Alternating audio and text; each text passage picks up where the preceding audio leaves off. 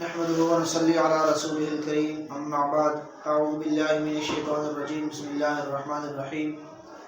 ان الله وملائكته يصلون على النبي يا ايها الذين امنوا صلوا عليه وسلموا تسليما صدق اللہ العظیم۔ درود پاک ایک ایسی عبادت ہے جس کے اندر صرف انسان اور فرشتے ہی شامل نہیں ہیں بلکہ اس عمل کے اندر اللہ رب العزت کی ذات بھی شامل ہے، اور یہ ایسی عبادت ہے، میں آخر میں بتاؤں گا کہ یہ تمام مسائل کا حل ہے، تمام مسائل کا حل درود پاک ہے۔ یہ ایسی عبادت ہے، انسان جو درود پاک پڑھتا ہے وہ کبھی محروم نہیں رہتا۔ نبی پاک صلی اللہ علیہ وسلم نے فرمایا کہ جب تم درود پاک زیادہ پڑھا کرو، جب تم درود پاک پڑھتے ہو تو تمہارا پڑھا ہوا درود میرے تک پہنچا دیا جاتا ہے۔ اور ابو داؤد شریف کے اندر یہ روایت ہے، حضور علیہ السلام فرمایا کہ ان للہ ملائکۃ سیاحین فی الارض یبلغون من امت السلام، جہاں پر بھی میرا کوئی امتی درود شریف پڑھتا ہے فرشتوں کے ذریعے وہ درود مجھ تک پہنچا دیا جاتا ہے۔ تو یہ درود پاک ایک ایسی عبادت ہے کہ جو فرشتے بھی اس کے اندر شامل ہیں، اللہ تعالیٰ کی ذات بھی اس کام کے اندر شامل ہے۔ ان اللہ وملائکتہ یصلون علی النبی، بے شک اللہ اور اس کے فرشتے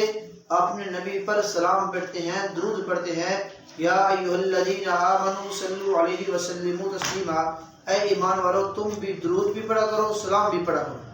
درود بھی پڑھا کرو، سلام بھی پڑھا کرو۔ اور نبی پاک صلی اللہ علیہ وسلم نے فرمایا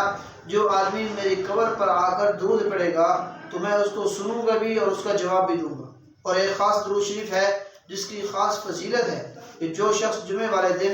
عصر کی نماز پڑھنے کے بعد اپنی جگہ پر بیٹھ کر یہ درود پاک 80 مرتبہ پڑھتا ہے، اللہم صلی علی محمد النبی الامی وعلی آلہ وسلم تسلیما، اس کے 80 سال کے گناہ معاف کر دیے جاتے ہیں اور اس کے نامہ اعمال میں 80 سال کی عبادت کا ثواب لکھ دیا جاتا ہے۔ اب آتے ہیں اس بات کی طرف کہ درود پاک تمام مسائل کا حل کیسے ہے۔ جو بھی پریشانی ہو، جو بھی تکلیف ہو، جو بھی مصیبت ہو، درود پاک کے پڑھنے کا اہتمام کر لیں، اللہ تعالیٰ اس درود پاک کی برکت سے انشاءاللہ تمام مسائل کو حل فرما دیں گے۔ بہت بڑے بڑے مسائل لوگوں پر آئے، لیکن کئی سارے لوگ ایسے ہیں جنہوں نے درود پاک کے اہتمام کیا، اللہ تعالیٰ نے ان کے ان مسائل کو حل کر دیا۔ ہمارے ایک دوست ہے عالم، ان کا بیٹا بیمار تھا، اس کا آپریشن ہونا تھا اور ڈاکٹر نے کہا کہ صبح اس کا آپریشن ہونا ہے۔ بڑے پریشان تھے، عشاء کی نماز پڑھ کے وضو کر کے وہ الگ حجرے میں بیٹھ کر درود پاک پڑھنے لگے۔ فجر کی اذان ہوئی تو اس وقت ان کو پتہ لگا کہ ان کا بچہ بالکل ٹھیک ہے، آپریشن کی ضرورت ہی نہیں پڑی۔ تو پتہ چلا درود پاک ایسی چیز ہے کہ جو انسان کو موت کے منہ سے بھی بچا لیتی ہے۔ یہ ایک ایسا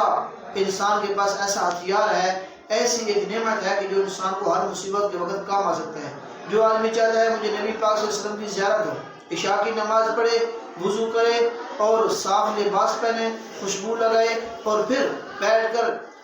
اور لیٹ جائے اور لیٹتے ہوئے درود پاک کے اہتمام کرے، پڑھتے پڑھتے سو جائے،